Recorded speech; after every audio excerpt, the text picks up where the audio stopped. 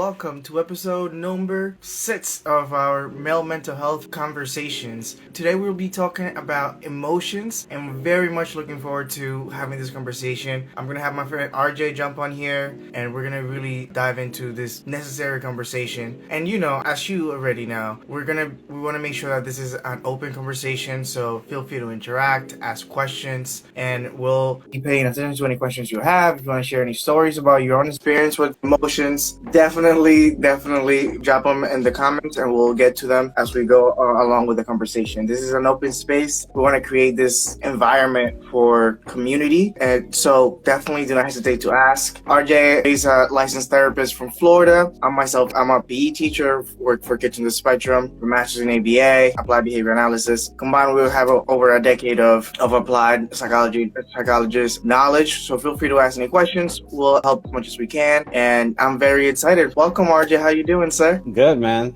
It's good to be back. I know we've had a little bit of a delay because I was traveling, so I'm glad that we're able to get this rolling again, man. I'm excited. For sure. Yeah, I'm glad you are here traveling. You deserve it, brother. You working hard. You deserve it. That's awesome. Trying, man. It was good, man. It's we talk a lot about self-care. And I think it's important to, when you get the opportunity, not just travel, but even if it's in a smaller way, just changing up your environment. I think it's very beneficial. And when you do this type of work, it can take a lot of a toll on a person. And, to help replenish that emotional capacity, I think it's good when we have the opportunity to do just that. And so hopefully this was the first of many. But I'm glad to be back. I'm glad to be talking to everybody here. This is good, man. I'm ready. That's awesome. Yeah, I couldn't agree more. We can't talk about just mental health and filling our cups and replenishing our emotional capacity. We got to do it. We got to walk it like we talk it. So I'm glad you took that time. Like it's amazing. Of course, man. And I do want to mention for those that are here that are watching, because I did this yesterday, but I told you. So Carlos and I met because he was interviewed on my podcast, and just so the audience knows that his episode is going to be dropping on Sunday. So if you want to hear more about what we talked about, get ready, because it was a doozy. It was very much in alignment with what we're talking about now. So if you want something else to kind of nibble at for a while until we do the next one of these, get ready to check that out. I'll be posting on my page. Yeah, on Sunday. Awesome. Inspire Wellness Solutions 2021. Make sure you go on there.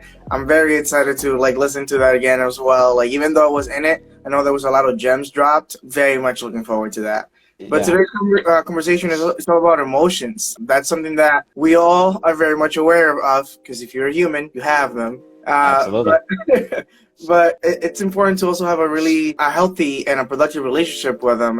And it's even more important to understand where they stem from and where they come from. So we wanted to take this time to really dive into that a little bit deeper, and in a way that we can actually create a more normal, I guess, because this is the norm. This is what we want to make sure we want to emphasize that this is the norm. To have conversations about emotions is normal. It's okay. It's not taboo. Especially for men, I know it can be really difficult to dive a little bit deeper into the things that we're feeling. So hopefully we can take this time to really dive into that more. To jump right in, I honestly wanted to start a little bit more from the scientific side, a little bit more on the physical side, and kind of just break down what emotions are, where they come from, and kind of go from there, and we'll move through the conversation. So from your experience, from your studies, and from what you know, where do emotions come from? That's a great question. And it's interesting when you think about it, because it's a very complex human experience that we have, right? It doesn't come from one particular place in the human body. And, if you look at it from a biological standpoint or an anatomical standpoint, we know the hormones are going in our brain that help talk about things that give us joy or happiness, also sadness, frustration, fear. A lot of that is driven by our actual body chemistry, right? The actual hormones that are secreted in our body. So I always like to start by saying that emotions in and of themselves are not necessarily something to be afraid of or that we don't want to embrace. It's understanding when they can sometimes get out of control, or they end up taking control of our lives in a way that we don't know how to function in a healthy way, right? So for example, fear. Let's use a basic example. Everybody has the fight or flight response in their body, right? If you get put in a situation where you're under threat, or you feel like you're under threat of bodily harm or physical harm, right? It's natural to then be afraid. It's natural then to be anxious. The question is, in those situations, in that specific situation, that makes sense. The problem is, if I feel that type of emotion all the time, if I'm constantly in fight or flight, right? I can give an example for military personnel serving overseas when you're in a war-torn environment, right? the body can only sustain that for so long, to be in this heightened state of being.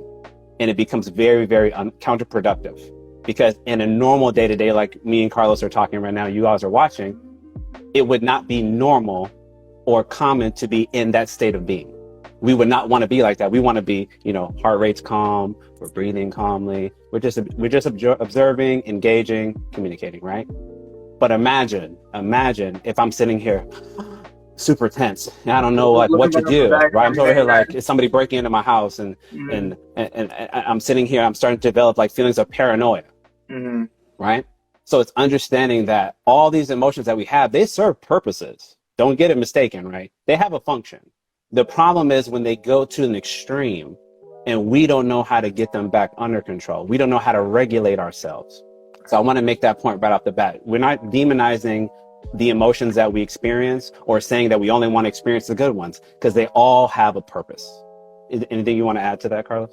That's perfect. I think that's a great point you bring up. Our emotions are really just a flag from our body responding to our environment, to what it thinks that we need at the time. Like we might get nervous or anxious thinking that something's going to happen or we're in danger, but in reality, like you're waiting in line at the bank, like you're good. You're chilling, right you're chilling, but their body might see that differently. So I love that you bring up the point that what we need to focus on is making sure that they're not overtaking our lives, and really there's times where they can be overwhelming even and kind of moves away from our values because they're all that we can feel. Right. We don't want it to be so prevalent, right? Where I can't see past it. Exactly. Perfect. And that's why I wanted to start with the physical, because a lot of the time we tend to identify with our emotions. Like you tend to say, I am sad, I am angry, I am scared, even I am fearful, even. And what I want to really emphasize today is that we don't have to identify with those emotions. We can acknowledge them, we can feel them, and we can accept them, but we don't have to identify and behave as them. So it's important for us it's very important for us to really remember that even our verbiage, we can say, I am feeling sad, I am feeling angry, I am feeling anxious and fearful, whatever it might be. Right. We can do that, and it's important for us to do that, because when we don't, you're just suppressing emotions that are going to get bigger and grow and just have you explode. Absolutely. Right. We know that. We know that. We see that, right? And that, we know that specifically for the men, even more so, because we're the least likely to acknowledge those emotions and what we're experiencing, or we only want to acknowledge the ones that are happy or positive or uplifting. And you've said this before on previous ones that we've done. You got to acknowledge them all. You got to feel all the feelings, right? Because the good wouldn't feel good without the bad, or the positive wouldn't be so positive without the negative. So we want to appreciate and validate all of that experience. And one thing you were kind of going to that I want to make sure I also emphasize, our emotions are in response to something that we're experiencing or that we're observing, right? So you were making the point, if I'm not mistaken, I am not my emotion. Right. It's not Carlos equals happiness, because you're not always happy. Yep. You're not always sad, right? These expressions we use, always and never, right? We call that, in therapy talk, we call that catastrophizing language. Yep. It's either or. You always do this or you never do that. So we don't want to use that type of language. Sometimes we're happy, sometimes we're not. Sometimes I'm motivated, sometimes I'm not. So I am not just one emotion. I am the culmination of all of those things, but it's in response to something. I'm experiencing something, I'm feeling something, I observe something, and that's why the emotion comes up for me. So then my responsibility is, how do I learn to navigate that? How do I learn to manage it? Right, for sure. And for many of us, it can be really challenging to do that as well, because we're basically telling you to separate yourself, to understand, kind of not separate, detach yourself from those emotions, detach your identity from them. And it can be really difficult when you're like, hey, what do you mean I'm not sad? Like, I feel it in my body. What do you mean I'm not nervous? Like, my heart rate's going up. Like, emotions are very physical. They're physical things.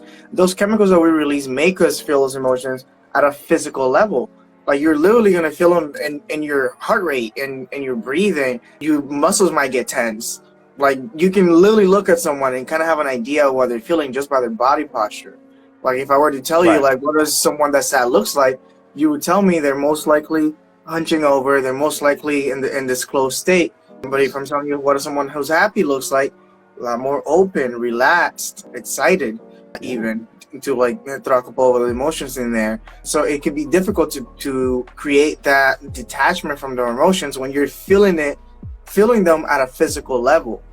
Mhm. So the reason I'm bringing this up is because I think it's important to realize that just because you're feeling it in your body, and our bodies are vehicle, they're not really us. The us is really that observant self, the self that's observing the things that are going on in that vehicle. Like if you're driving your car and your engine breaks down, you don't go like, oh, like everything's going bad right now. Like the engine is not working. What component? That What component. component is not working? Let me observe. Let me even open the hood. Let me do some shadow work, inner work, and let's figure out where that's coming from, and really diving into in that way, and at the same time, because if otherwise the engine broke down and we just stayed at the wheel and you're like, oh my god, everything's going, and we just allow that to become our identity, our reality, then we can really go about finding solutions for whatever it is that we're feeling. Does that make sense? Oh, that absolutely makes sense, man. I mean, like you said, even thinking in the context of trying to make sure that I'm trying to fully appreciate and observe what I'm going through. And again, I think you're making the point that I don't want to define myself by this one moment or this one experience or whatever, happens to be going on at that moment in time. That's not all of my experience. That's not all of me. I was trying to make the comment, it's a collective experience, right? That we have. It's a collective experience of things that we share. And I'm not going to be defined by this one thing that goes on.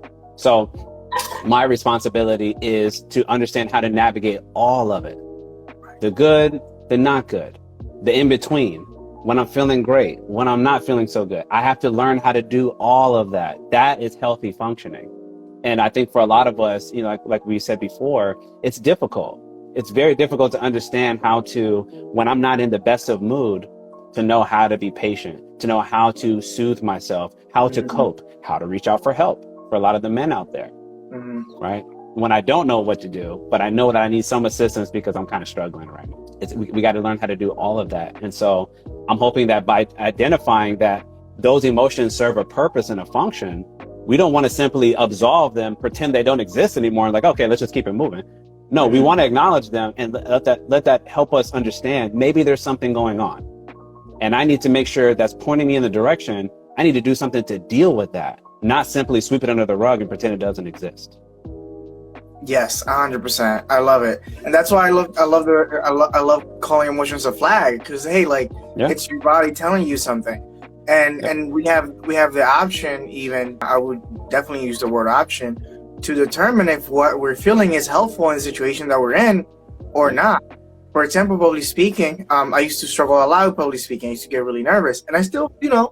But it's something. Hey, I have my moments. Exactly. I still do, to keep it 100. But at the same time, like, I know that a lot of the time, that's my body kind of just, if I'm getting nervous or anxious, that's my body's way of trying to keep me safe, trying to keep me alive. But by me going and speaking in public, I'm not gonna die. Like, I'll be okay. So it's important for us to take that time and really ask ourselves, like, okay, I'm feeling this. Is this helpful right now? So that we can actually start like looking at them and we can acknowledge them. And you might still even go and be speaking and still feel it in your body, feel that nervousness, but just kind of reminding yourself, like, oh, actually, yes, body, I get where you're coming from. But right now, this is not really helpful for me, and I'm gonna do this because this is gonna help me move closer to my values, right? And actually allow me to live the life that I want to live. And most of the time, when we are actually able to acknowledge them, feel them, and do the things that actually move us closer to our values, you start realizing those emotions actually kind of dying down, and like all emotions, they might even go away. I'm not saying that every time that you acknowledge them and accept your emotions, they're just gonna disappear. No. Right. But it's important to remember that emotions are passive. They'll pass. They'll eventually move away from them. You can't be sad. Well, I guess you could, but you couldn't be consistently sad for a year and just feel sadness for a year. It would be really difficult, or you most likely need a little more extra support. But Absolutely. overall, like, the idea is that emotions are going to come and go, right? That's the main point that I'm trying to get across here. The emotions are going to come and go. I like to think of this analogy that I think works really well, and there's a quote that I heard, and it's, "We are the sky, or emotions are clouds." Sometimes it might be stormy, sometimes it might just be a couple of clouds here and there, and sometimes it's like, okay, so those clouds are not moving, like, I'm still, like, it's still storming. Like, yeah, that's okay. You can't rush it. Like, are you going to blow on the clouds, tell them to move? No, we can observe them, acknowledge them, and wait for them to move at the pace that they need to move. And continue to live our lives, because at the end of the day, once they move, the sky's still there. We're still there. That's not going to change. Absolutely. I love that example too. I think it's sort of like, again, emphasizing this point about it being passive, right? There's certain moments, I think, to be honest with a lot of folks that might be in situations where it's hard to see past them. That it's very natural, like, depending on the circumstance, you might not think that you're ever going to resume healthy functioning. So, for example, you lose a loved one, or you have a relationship that falls apart. And that's obviously something that you were quite invested in, or this person that you were quite invested in. And that's no longer there. So then it could be very hard to envision and imagine what life looks like beyond that moment in time, which might make you feel like you're kind of cocooned or insulated in this period of just being sad and depressed and frustrated and maybe anxious and hurt. But as you said, the fact is still the same. Those feelings will pass. The only condition I would say that they don't is if you choose not to acknowledge them. If you choose not to work through them, then you're right. You could theoretically, you could end up stuck there, and there are conditions for that. But we don't. But we don't have to be there. Is the point? We don't have to stay in that moment in time, but we have to choose, and I emphasize choose, to work through that stuff. So that way we can say, you know what? It was 3 months ago. It was 6 months ago. It was a year ago. And I was in a really dark place at that time.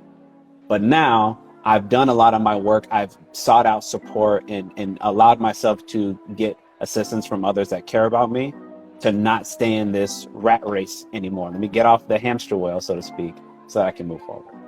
I love that. And I want to piggyback on something you said, that a lot of the time we're basically holding on to a lot of these emotions by not acknowledging them and accepting them and feeling through them.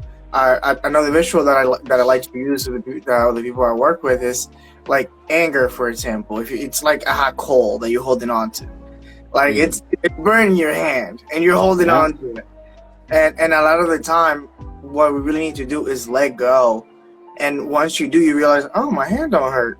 Oh, all right, well, I didn't even know that. But we become so identified. I'm the guy who holds a hot coal. That's who I am. Well, we don't need to do that. We actually do have the choice to allow those emotions to pass, and we can let go of them, especially when they're not serving us. Like, we can really allow them to pass, and the sky might even move a little bit quicker if we actually let go. I would make the case, I think that it does. To your point, I think it does, because the more you acknowledge it, it allows it to move more through that process. It's a natural process, right, that we all go through. I've literally said that. I don't know how many times I've said that in the last week to my clients. Like, there's no way to microwave or go through that process other than to go through it. You cannot go around it and somehow still end up on your path. You have to go through it. Otherwise, like we've said on a previous one of these calls, you are effectively dragging that stuff behind you. It's all this emotional baggage that you're carrying, and it will always be there. I don't care if years have gone by and you're like, man, that was like 7 years ago. There's no way that's possibly still there. It's still there. Believe me, it's still there. If it wasn't there, I wouldn't need to exist. Right. Because we wouldn't need to work through any of that stuff. 100%. I assure you, it is there. It is probably plaguing you to a certain degree, either individually in your family dynamics and your relationships. And if you don't want that to be the case, you have to be willing to work through that. So first is identifying it and being okay with sitting in it and understanding that it's natural, some of these emotions that I might be experiencing at this moment, but I just need to make sure I'm equipped to know how to handle it. I love it. I love it. And when it comes to acknowledgement, I'm a very visual person because I think those are really good tools. That's a really good way. That's how our memories work, like through stories. So I believe that a really good way to think about this is like you're cleaning out a closet. Like when you're doing the inner work, you're literally cleaning out a closet. And there's multiple ways you can go about it. Going about it from like the perspective, okay, so I have a really cluttered closet. Like it's just a bunch of stuff in there, a little bit of everything, things that I haven't seen in 15 years. 20 years, like it's just in there collecting dust and all that stuff. The best way to go about it really is to clear everything out. And what you could do, like if you kind of just stick to like acknowledging them and like just okay, I acknowledge, say, oh, I'm sad about that, and then you kind of put it back in the closet. All right, we're good. Like it's not going to be helpful. So that's where that you can start asking yourself, like, okay, is this actually serving me? When was the last time I used this? Is this actually helping me in living the life that I want to live? So when we're doing that inner work, when we're cleaning that closet out, to use the same words, we can actually, okay, look, oh, I see this. Is this a VHS tape? Okay, like I haven't even used. I don't have a VHS tape at all. So we can acknowledge them. Like, all right, let me donate this. Let me let go of this. And then when you go back to your closet, you have even more space to actually add more and new experiences to your life, and even reshape your identity in a way that actually serves you more. So I love using that verbiage because I think it's a very applicable way to look at that inner work as well. And also at the same time, like gives us that idea that it's not just about acknowledging them and putting them back in the closet and like just like, all right, like okay, see you. Okay, like you ain't even cleaned it up. Like you ain't even. we're not gonna have resolved everything if we're just pointing at it. It's like, okay, I see it over there in the corner. That's fear over there from last year. We're gonna tuck that back over in the corner. I'm not ready to deal with that yet. Let me cover it with this new hobby I'm picking up. Like, oh, I don't see it anymore. I'm too busy. I know, right? Yeah. I'll pretend out of sight, out of mind. That's what a lot of us do. Out of sight, out of mind. I do want to build. I want to build what you said, Carlos. I want to build on that. I think you bring up a good point. I'm a very organized person. Now, everybody might not be very organized as me, and that's totally fine. So don't think that I'm trying to say that you have to do this. But I want to make a therapy connection though to what you're saying. So I believe that if I go into your house, right? Anybody who's watching this, if I go into your house in your personal space, okay, and your home is in disarray.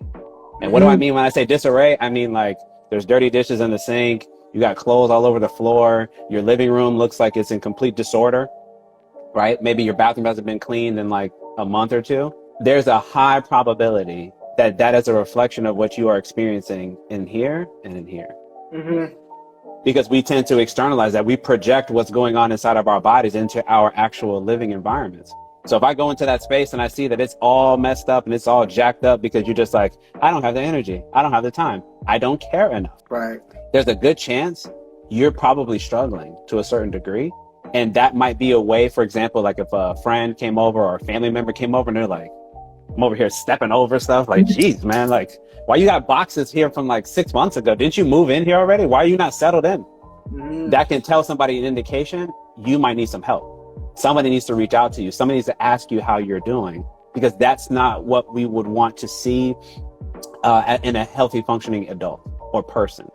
You would want to, even if you're not the most organized, that's totally fine. But if you literally are barely touching anything in your space to have any sense of organization or just feeling like you are very set up in your home, I feel at peace in my home, I feel like I truly live here. Those could be warning signs, to go back to your previous point. Those could be warning signs that I need some additional help. I need some additional support. So keep that in mind. If your house is kind of in disorder, you might want to take some time and at least get that a little bit addressed, because it will allow you to at least feel a little bit more calm. When you come into your home, you want peace. Right. You don't want to bring in the stress. For those of you that don't work from home and you go to an office setting, you already deal with stress there. You don't want to have to bring that home, and then your home is already stressful. Now you're compounding that. That's not helpful. You don't want work stress, home stress. I'm super stressed. I don't know what to do, so I'm going to sit in my closet. I'm going to go cry in the corner right now. That's not helpful. So I just want to make that point. I agree. There's two quotes as you bring that up. I think that's so important, what you're saying, though. As within, so without. I think it's really important for us to like acknowledge the fact that like a lot of the time when our environments are basically controlling us, like that usually is a sign that of what's happening inside. Like it's so important that you bring that up. I believe in inner peace, outer abundance. Like if you feel like you want to have a lot of things around you and stuff like that, but you're not even taking the time to have reverence and gratitude for the things that you have. And by that I mean like taking the time to like use the things that you have. If you have a lot of things, are you really using them? Are you taking care of them, removing the dust? Like are you actually making sure that they're still functioning, that they actually even work? Like if you have something for 20 years and you haven't even used it, how do you like, are you really grateful for it? Are you really having some reverence to it and like, you know, giving it that love? And so it's important for us to have like, even especially if you have a lot in your mind, it can be really helpful to start with your environment. From an applied behavioral perspective, environment is one of the most powerful things we can actually start to change to create inner change. So if you're like, oh, my whole life is a mess. All right, start with the things that you can see. Like start by organizing your environment, what's around you, so that you can have a little bit more clarity. So when you do get home, you can sit down, be at peace, and actually be able to sit down to meditate. It's really difficult to sit down to meditate when you have a mess around you, like when you have a lot of stuff going on. Like you're gonna be trying to meditate. It's like, oh, I gotta clean them dishes. Oh, I gotta do this. Oh, I ain't even done that. Like, you know what I'm saying? Like, so it could definitely be more difficult. But when you made your bed, when you organized your books, when you have everything, and when you have the organization around you, it makes it a lot easier for you to do that inner work that we talk about through all of these calls. Like if you're having a hard time, you're like, okay, like it really does start. Like if you are having a hard time starting start outside and you'll see be a lot easier for you to come back inside and like really do that inner work and dive into those emotions that we might be avoiding and might be, you know, moving away from. If that makes sense, of course. No, absolutely does. It's basically like those are like barriers, right? Those are external barriers that can make it more difficult to do the work, like to your point, to do the work that I'm saying I'm trying to do. But some of the barriers are self-inflicted. Like I'm putting them there. If we're running a 100-meter hurdle race, I'm putting all these extra hurdles there.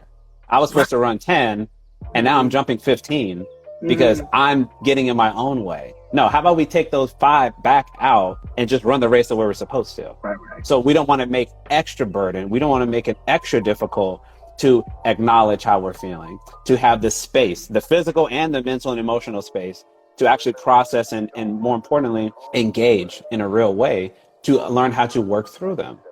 So Carlos's point is absolutely spot on. The bare minimum we could do, have some level of organization in your home because you need peace. It's very hard to have the emotional capacity to tackle any of the stuff that we have to deal with on a regular basis when your home is in disarray, because that is going to become an immediate barrier. It's an immediate problem that if I don't fix that, I'm not going to have the energy to say, you know what, let me deal with this crap that I had to deal with at work today, or with my child that happened today, or my partner said this today and I don't even know how to deal with that because look at this place. Just look at it. I don't even know what to start. And then I do nothing. I do absolutely nothing, and the cycle perpetuates. I love it. You're on point. I actually want to jump into systems. I think as we're talking about environmental change and kind of, you know, organizing our environment, I think the word system comes to my mind because I think that's where many of us fall short. We start kind of just putting a Band-Aid on things like, all right, let me fix this over here real quick. And then it's already a mess like a couple of days later. And that can be really challenging. So systems, I think it's really important for us to know where we keep our things. So like, okay, so I'm going to keep my clothes here. I'm going to do like the dirty clothes here. I'm going to clean my floors this amount of times, and like really creating a system so that we can create like basically like change that's going to be sustainable, change that's going to last like longer than us continuously just like reacting to our environment rather than we can start Hmm. responding and create systems for how we organize our food. What would you say? Would you say that systems have played a role in your journey or organization and getting to creating that environmental clarity? I think would be a good way to put it. Yeah, no, I think absolutely. I mean, to me, like it's absolutely possible, I would say, in a systematic way to be able to not only organize oneself, one's family, one's relationships. I'm a big believer, man. It starts from the top down, right? It always starts with us as the individual. You have to have your own systems in place for you, right? Let's keep it like let's keep it all the way to the bare bones because we're talking about emotions, right? So I better have some pretty good systems in place for me to make sure that I know how to regulate and deal with my emotions. Point blank, period. Because as soon as you start introducing new people into my personal space, whether that be a romantic partner, a child, family member, maybe if you're taking care of somebody, you live with somebody, it's inherently more complicated, Yep. right? Immediately. Because you're adding in another human being. We are all complicated. So as soon More as you add another variable. one of us, you just keep multiplying it, right? So the systems absolutely have to be in place to make sure that I'm in a position to make sure that I am well. So what could that mean? So first, I need to understand what I'm dealing with. How am I feeling? Perhaps where this is coming from, right? Let's say I know how to do that. So I've learned how to deal with that. I've learned how to identify it. Now, my ability to cope might be, I might have some options, I might have some skills, but maybe I need some other ones to learn how to more properly and appropriately deal with it. I may need to go get help. I may need to go into therapy. I may need to seek out guidance from my immediate support system, right, to deal with that. Again, system, because I know that I need that additional support. So I know that when I'm in certain situations, I might not be equipped to fully handle it might not be one thing that I'm tackling at that time. Maybe it's 4, 5, 6 things that I'm dealing with, and it feels like it's happening all at once. And my ability to regulate, it can do like 3. So I know I'm going to need more support. So I need to go to my system, right? All of that is important because, again, if I am not well, then it's very difficult for me to then tackle being a good parent, being a good partner, being great at my job or effective even at my job or any other thing that you value. So the systems are very much something that we as an individual can put in place. We can start building that out well before we choose to incorporate anybody into our lives. This is not one of those like, I need to be in a relationship to learn how to, no, you can do it now. I can learn how to do this before I have a kid, before I choose to let my family come live with me or whatever other scenario, we're talking about. Hopefully that makes That's going to sense. save you some pain and suffering, honestly. Speaking from experience, when you try to like do it as like you're reacting rather than responding. So like you can Yes. actually start working on creating those systems early on. So when situations do arise, because we know that life happens, you are more prepared and you have more tools to handle those situations in a more productive way, in a more calm way, even. So I think you hit it right. You hit the nail right on the head. I think that's such an amazing point that you're making. That we can, and honestly, I would even say we should really start with us and like really make sure Yeah. that we have really strong systems that work for us. Because what might work for me or RJ or another person might not even work for you. But Right. you're only going to find that out by like really diving in within yourself and like really asking yourself those really hard questions, having those hard conversations with yourself, doing that journaling, going to therapy, going to your support system. Like there's so many ways to like do that work, but it really is helpful to start with you and like really figure out the systems that work for you in that way. And Absolutely. and again, like, don't try to tackle everything all together. Like, to go back to No. the environmental change, like if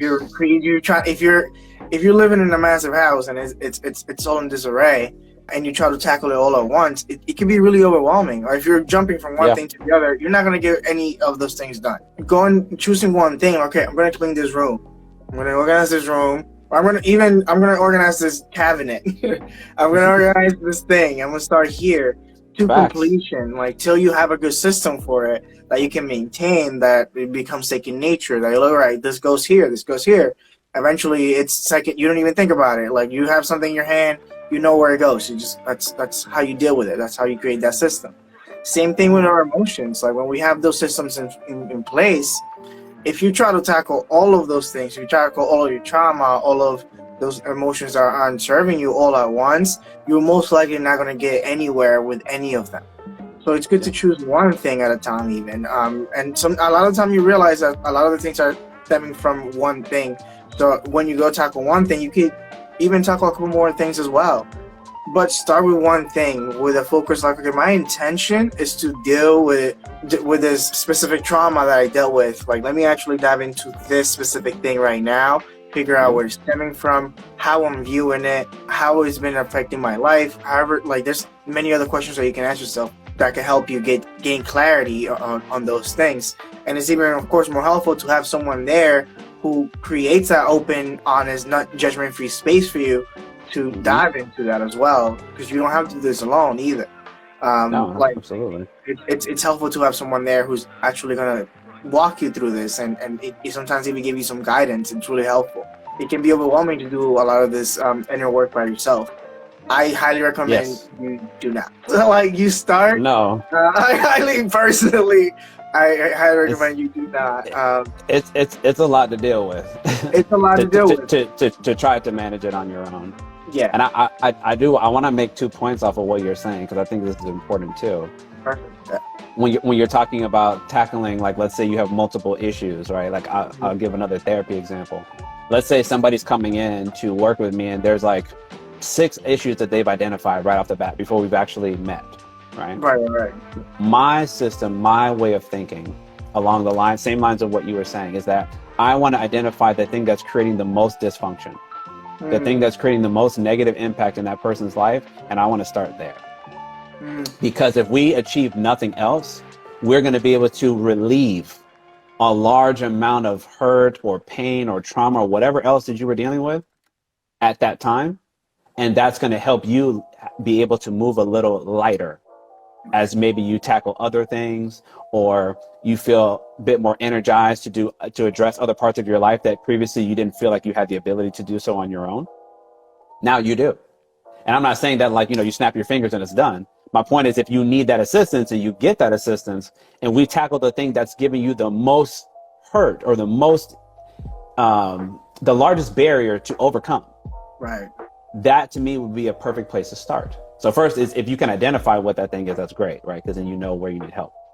The second point I wanted to mention in response to kind of what Christina was talking about was, when I think about what's different between us as men and our female counterparts, right? And I always want to make this point. Why is it so different? Why do we approach problem solving differently? Why do we approach seeking out assistance differently? Because it's conditioning. It's always about conditioning. And conditioning means when you've been subjected to a certain way of thinking and a certain behavior and certain responses that have come to you over the course of your life, then you start to learn to see things in a particular way. Now, I make that point, and I'm trying to emphasize that point, because with women, what I've noticed is they do a really good job of seeking out that support when they know they're getting overwhelmed. I'm not saying all women do. I'm saying majority of them do a great job of that, because they are conditioned that it is okay. We are not. We are not. And if you're black or brown, even more so. Take it another level down. We are not. And if anything, we're taught the opposite. So I want to emphasize that point. When you're talking about systems, that is a great way to start. We have to identify the support system. I need a systematic way to have people to help me.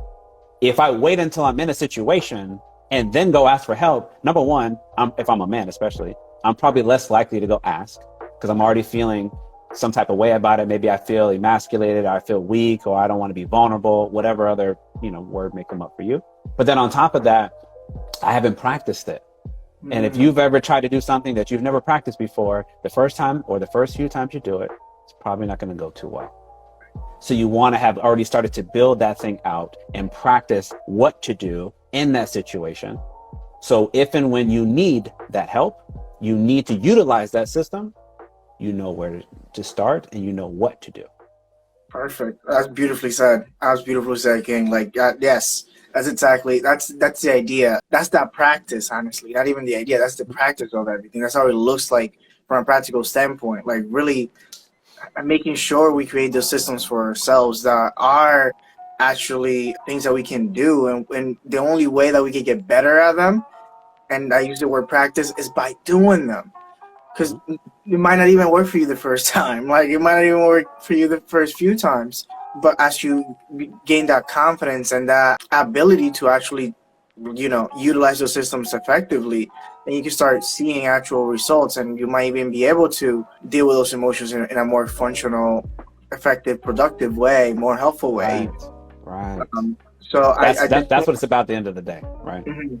Exactly, and that's what it's all about. That's really what it's all about. We really are the captain of our own like ship. Like we really are, and we're at the helm. We can choose to ram it into the rocks, like we can really go ram it into the rocks and like really just basically Yeah. destroy our own lives, or we can like really just take control over everything and like move it into the desired course of where we really want to be. And that's really important. Like that's really important. I even want to use a different analogy when it comes to creating that detachment from our emotions that I use with my kiddos, because I think it's really simple but it's really powerful. And it's basically like, think of a pond. Like that's who you are. You're a pond.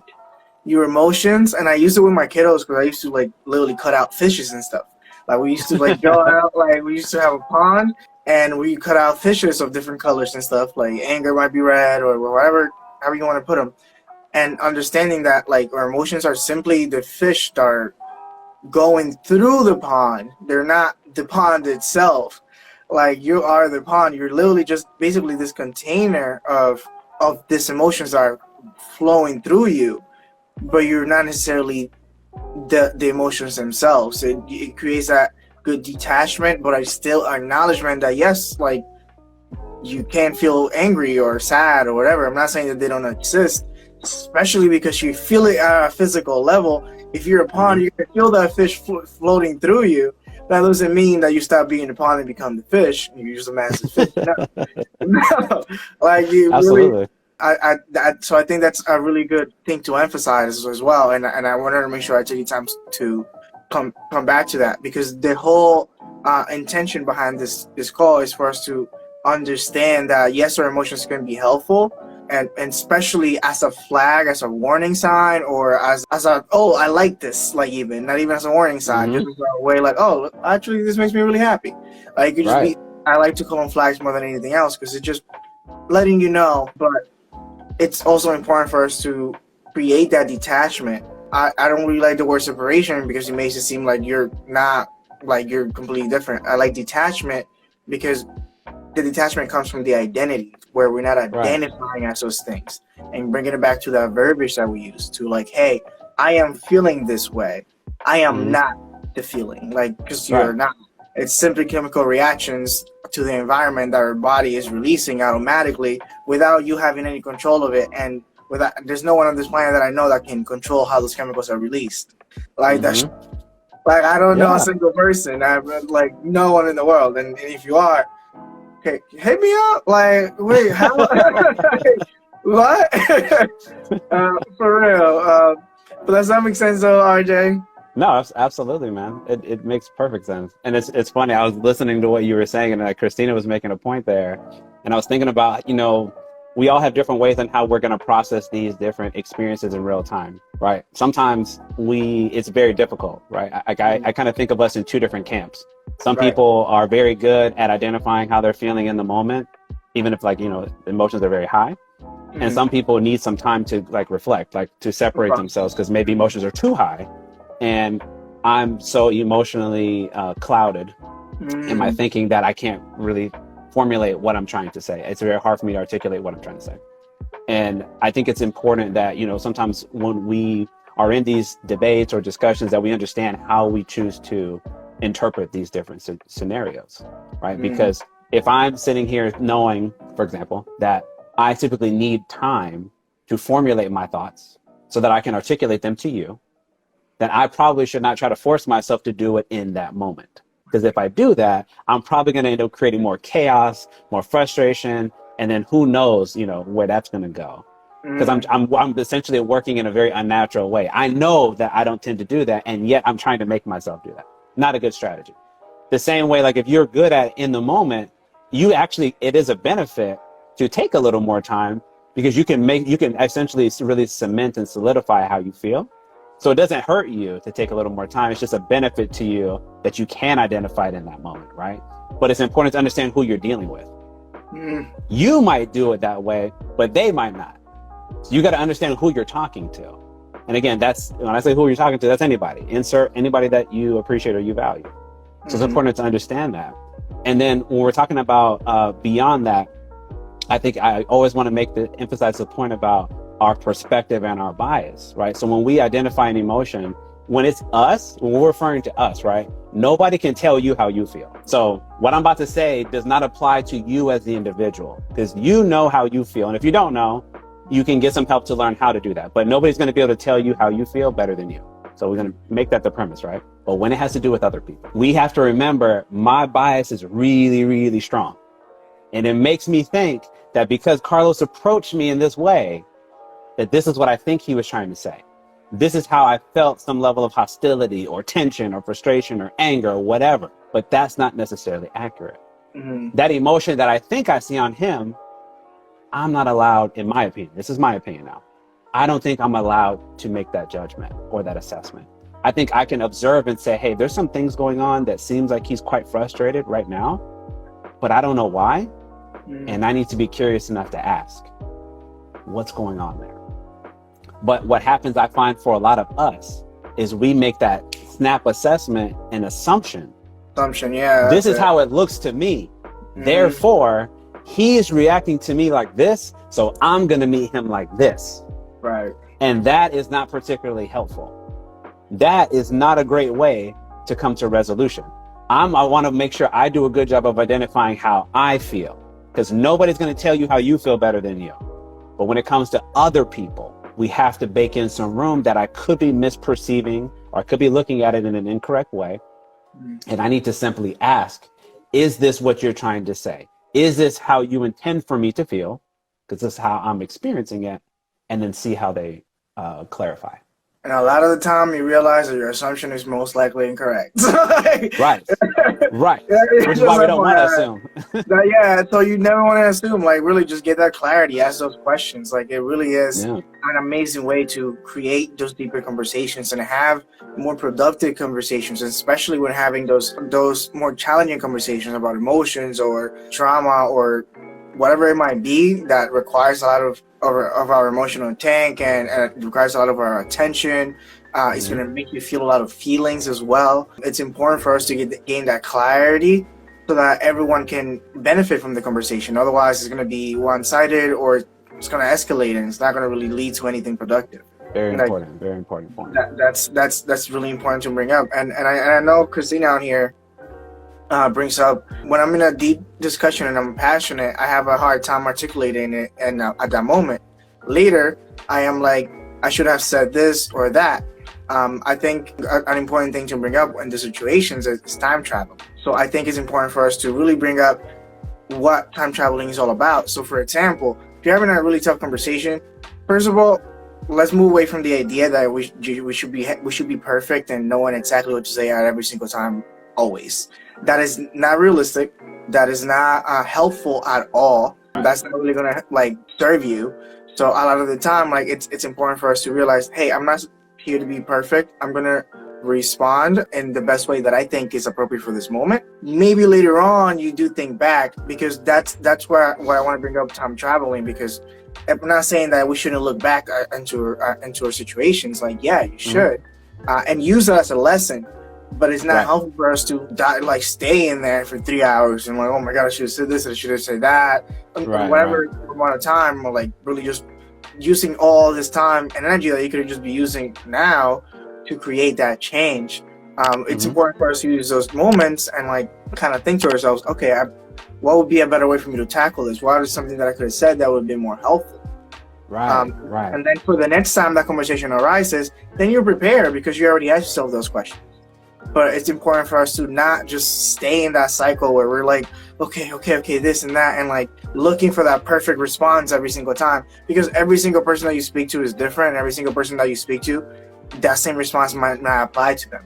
So you might be practicing this exactly response for okay, this would have worked perfect for that person you had that conversation with, and then you try to bring that to the next person and it doesn't work, so you feel the same way and it creates this cycle. You're like, I don't know, I tried this and it's not working, Yeah.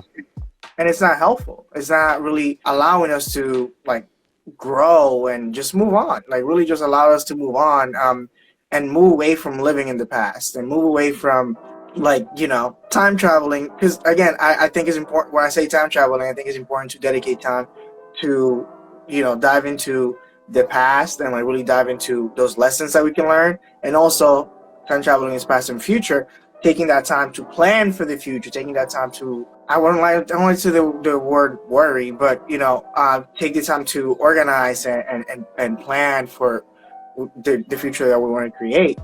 But Yeah. it's not really helpful for us to live in all three at once at all times. Like be No. present and then dedicate time for each. You can Right. even schedule it, honestly. No, But does that make absolutely. sense? No, it totally does, man. And she was making another follow-up point, which I was going to touch on, building on what you said. When I was saying earlier about how sometimes we need that time to really collect our thoughts, right, and our emotions. To her point about a lot of times men, like we just kind of want to rush through stuff because we don't have the experience, right? We don't have the skill. Mm, And I emphasize it's a skill to navigate these types of conversations.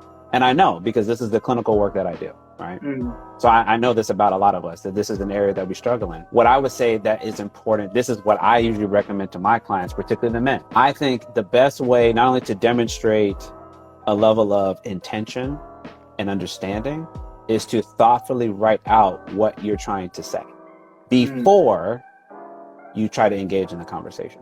Simply because, to everybody's point here, your point, her point, my point, if I'm in this moment and the feelings are high and passion is high, right? Things don't always get delivered in the best of ways. Versus when I'm calm in my mind and in my emotions, and it's easier for me to articulate what I want to say so you can actually understand where I'm coming from, right? We communicate to understand. We don't communicate just to share points of view.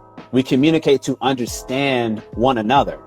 If I'm talking to you, Carlos, and you're saying, I don't follow, I have no idea what you're talking about, I'm doing a poor job of communicating to you because you need to be able to understand me. Otherwise, why the hell are we talking? just out here just waiting for me to be done so I can say something else to you. Like it's not a Correct. conversation. That's not Correct. a conversation. Or I'm formulating a retort. I'm formulating some type of feedback that I want to hit you with as soon as you stop talking. That's not listening and trying to truly understand, right? That's more of like a debate or possibly an argument waiting to brew up, right? Yeah. So my point was, it's better for us to take that time, especially the men. Men, listen, for us to take the time, write out and jot down what we think we're feeling. We may need to go back and visit it several times, okay? To make sure that, is this really what was bothering me? Is this really what I understand was the issue from what I heard?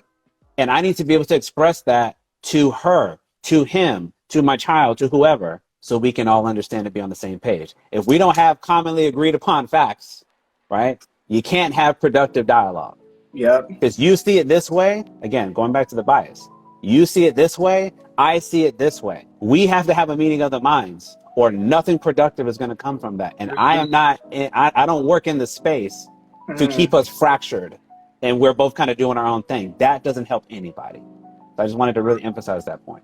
That's a gem right there. You're just dropping gems. Like that's exactly it. Like everything that you're saying is on point, bro. Like that's like Tina said. So glad you said that. Like so glad you said that. Like it's so important for us to really have those connections, like at a mental level, like where we're actually connecting in those conversations rather than just bumping heads and like trying to be right or wrong. Like get away from that. Like when you're having a conversation and I'm trying to be right, is that your intention? Is your intention to be right, or is your intention to communicate better? So gain that clarity on your intention. When you're trying to be right, take a step back and ask yourself, okay, what's my intention? Is my intention to be right? Is my intention to prove this person wrong? How is that helpful? And most of the time you realize that you really don't even care about being right, because what's the point?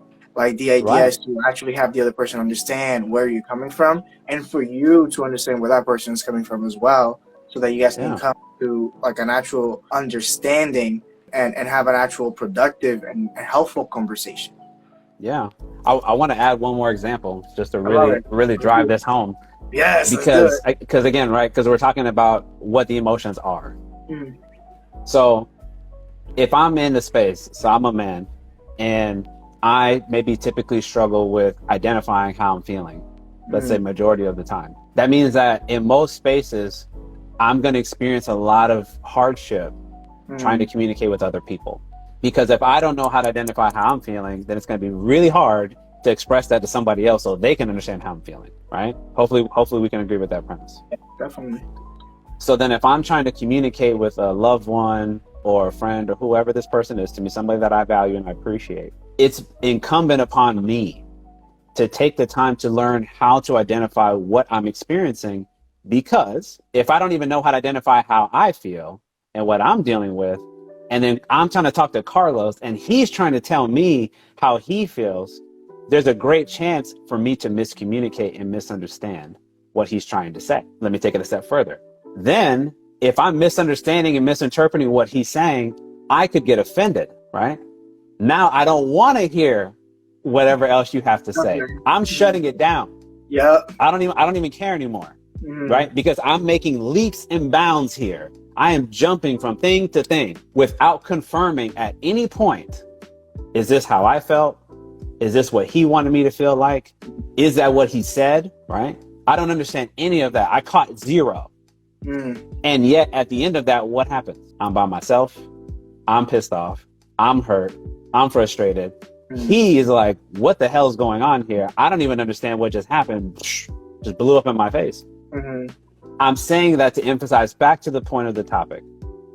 If I can't even understand within myself how I'm feeling and what's going on, it's going to be extremely difficult to navigate any other type of emotional conversation with anybody else. And I don't think there's any person who's watching this, who might listen to this, or any of us that are talking, who wants to live life alone. Yep. I'd like to be willing to say and able to say that none of us are signing up for that. Carlos, would you validate me on that one? I would agree. I mean, the biggest punishment that we could give someone is solitary confinement for a reason. Right. Like, yeah, literally. Right. Like we need that social connection. Like as humans, it's helpful, and it really, like everything that you're saying, it's amazing, and it really is important. And I think like just to even piggyback on what you're saying about identifying our emotions while we're feeling, if you don't know where to start, a good way to start is with your physical, like what you're feeling physically. Like if you're okay, then like when you're feeling anxious or sad, like again, go back to writing down, okay, when I'm feeling anxious, what am I feeling in my body? Start there. And then you can start actually diving a little bit deeper. Or when you feel those emotions in your body, if you're having a difficult conversation or a challenging conversation with someone, and you can start realizing, oh, I'm feeling anxious right now. I know, because when I'm feeling anxious, my heart beats really fast, my breathing is shallow, I'm tense, whatever it might be for you, because it is somewhat different for most people. It's important for us to realize, how do you feel in your body? How do those emotions feel in your body specifically? So like start there. And again, like bringing it back to that community and having someone to talk to, you can have those conversations with someone that you trust to let them know, like, hey, this is how I feel these emotions, and have that support to actually, and more importantly, like sometimes just even having that guidance to really maneuver and feel through them and understand where they're coming from, understand how to actually utilize them. And I would even use the word leverage those emotions to your benefit, and use them for your own benefit at the same time. So I'm glad that you're bringing that up, because it's so important for us to identify those emotions before we get into our conversation, so that we can be more intentional with how we're responding to whatever the other person might say. Because some of us think like, I know what they're gonna say. No one knows what the other person is gonna say. Never do. So like we gotta remember that. So we gotta be open. That's the bias, right? That's the bias. That's the bias with those assumptions, doing all that thinking for us as if I know better. You know, that's something I'm trying very, very hard in every place, in every space that I talk to. If I can get all of us to just simply understand that I'm never going to know how you feel better than you. Right. If I can, like, if you take away zero from this entire conversation, if you can just understand that, because I'm trying to say this like as many times as I have to say it. It will save us so much headache in the future. Like all of us, everybody can benefit from this. I don't care how long you've known somebody. I don't care how long you've been with them, if it's somebody you're in a relationship with, that you're married to, if it's your child that you birthed, okay?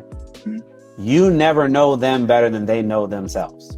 You are never in their mind or in their heart. You cannot tell them what they think and how they feel. You might presume a bit because you're like, I have been around you a bit, so I have an idea, I think, yeah. But I need to say it just like that. I cannot say, this is what Carlos meant when he said X. No, you can't say that, man. And that's very arrogant to say that, to even think that you know that about that person. So I really want to make sure that we understand that if I'm trying to identify my emotions and understand what they are, it is for the purpose to communicate that to somebody else so that they can understand me. And then I can have the space also to be able to receive that from them. That is communication. That is healthy understanding, right? That's productive dialogue.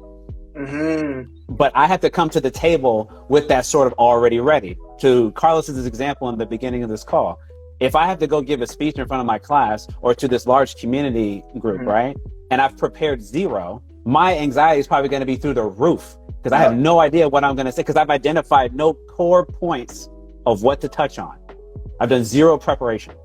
That's probably going to be an extremely painful experience, right? Like DJ Khaled said, you're going to play yourself. Yes, no, essentially, you absolutely playing yourself because everybody's going to be able to tell that you've done nothing. Versus, I come into the space, I'm like, you know what? I've done some prep. I've rehearsed a few times, wrote some things out, right? Maybe I even have some cue cards there with me. Right. Practice in front of my mirror, practice in front of my peers, what have you. That presentation is going to go immensely better. Not perfect. It's going to go immensely better than it would have had I not prepared. It's the same concept when you're trying to have a productive dialogue with somebody. You doing the prep is you identifying how you feel. Maybe trying to understand why you feel that way. If it's in response to what somebody said to you, then you bring that to the table. That's the prep. That's your homework. You bring that to the table to then engage in a meaningful dialogue and conversation with that other person. And there's a greater chance that they're going to understand you and you're going to understand them. And that's the whole point of communication. 100%. Like that's when we can actually come up with solutions, not just get stuck on the problem. Like by having that, again, it's also important to keep that clear intention of productive conversations because that way we can move away from just, oh, this is a problem, oh, that problem sucks because this. We can actually come up with solutions and systems, back to what we were saying, so that we can actually move on with whatever situation we're like dealing with. Yeah, but overall, like I think I got all the answers and other questions that I wanted to ask. Is there anything else that you'd like to add before we jump off? No, I mean, I think if anybody kind of came on this towards the latter end of it, I would definitely say come back and watch it from the beginning. I think that we touched on a lot of different points of the purpose of why you want to identify how you're feeling in any moment in time and what maybe some strategies on how you can utilize that in your day-to-day life. Because if you don't know how to understand what you're feeling, it's going to cause you a lot of unnecessary pain in your day-to-day life because everybody wants to be understood across the board. But we have to do our part to make sure that we're making it easy for people to understand us, which means we have to learn how to identify what I'm feeling. So I hope that if you take some time, maybe go back and watch this again, you'll better understand what the concepts are, why it's important for me to learn how to practically apply this into my day-to-day life. And for the men out there, just understand that it's very difficult for us to go through this process. I'm going to say this every time I get on one of these calls, because we're fundamentally behind our female counterparts. Okay. Because largely for many of us, it's not been okay to learn how to have these conversations, to learn to identify how we're feeling. So we run. We naturally run and we avoid, right? If you have any good women in your life that you trust, observe them. Learn what they do when they're in difficult situations, because there's a lot that we can take from them. How they utilize community to deal with this stuff, right? They use community, they build support systems. We talked a lot about systems today. They build support systems to make sure that when they don't feel like they have adequate means to deal with things, they have alternative solutions. And we need to take a cue from them and learn how to implement that in our own day-to-day life. That's beautifully said. Yeah. Please listen to RJ. And if you did, if you did watch it, if you were here live the entire time, thank you. I still Thank highly you. recommend listening to this a couple of times even, because there's some concepts and stuff here that they're not ingrained in many of us. And for me, for example, like it took some time for me to really absorb the information and understand the power behind a lot of the techniques, the ideas, the paradigms that we bring up throughout this conversation. So I highly recommend really listening and absorbing, and I really grab a journal and write down, pause it, and like Yes. write down the stuff that might be coming up. That's another great way to like really understand yourself a little bit better, understand those emotions. Yes. Yes. Please. We talk about journaling all the time. Oh, Please. yeah. That's the bare minimum thing that you can do that doesn't require you to even have a therapist. You can just use that to your own benefit and give yourself that space and time to, just to reflect. Mhm. Again, what you're talking about, so you're not like in the moment always trying to process everything, because most of us need a little bit of time. Some maybe need a little bit more, but it's totally okay to take some time to really think about thoughtfully, what is it that I'm afraid of? What is it that I'm concerned about? What is it that I need to address with this person? Mhm. And giving yourself that space, it creates that really good habit and routine. So you feel much more comfortable and get more fluid in identifying those things. Then it's easier to have those conversations, and then people are going to understand you better, which essentially is the point overall. But absolutely take that time if you're going to watch this later, and pause as you need to, because these are very hard concepts sometimes to understand, not because they're so difficult to understand. It's because when you haven't been taught them, it's very foreign. And anything that, that you've never grown up with, it's very hard to sort of cement that into your mind. And so please don't be discouraged if you find it difficult at times to like be willing to engage with it, because it absolutely takes time, especially for the guys out there. Yeah, for sure. Be open. Honestly, be open to really practicing and trying out some of the stuff that we bring up, as much of the stuff that we like bring up. Because at the end of the day, if it doesn't work for you, that's okay. But you won't know unless you try it out. But I can assure you that a lot of the stuff that we're bringing up, it really is in alignment with a lot of the therapeutic techniques that have been used for decades and decades and decades with thousands, if not millions of people all over the world. Absolutely. We wouldn't go on here and just share like opinion, or out here just share stuff that like we really want to make sure that the stuff that we're sharing, it's helpful, and it's transferable, and you can actually implement it. And of Yes. course, like I mentioned, if it doesn't work for you, then you at least got started with doing some journaling. Hey, I tried this give it some time, didn't really see it working, and you can look for something different. But you got started on that journey of inner work. You got moving. It's going to give you a lot more clarity in your life overall, and that's what Absolutely. we're all seeking for at the end of the day. The Yeah, more man. clarity, the more peace you can have in your life, I believe. Agreed. That's why we're here. That's why we're Mhm. doing it. So Yeah. hopefully, anybody who's listening or watching, man, you got some value from this. I'm Mhm. always very passionate, for being here. Carlos, thank you for always having me, man. Thank you, brother. I I look appreciate forward it. to the next one. For sure. Have a wonderful rest of your day or night, whatever time you're watching this. I'll see you guys next time. And yeah, stay well. Tell love, kings and queens. You already know. Make sure you follow my guy. Make Peace. sure you follow my guy. And yeah, the podcast that we had is coming out Sunday. So go check that out Yeah. too. Be Look safe on my out there. page. You'll see it soon. Yeah, you'll see it very soon. See you soon. Take All right, care. man. Peace Bye. out.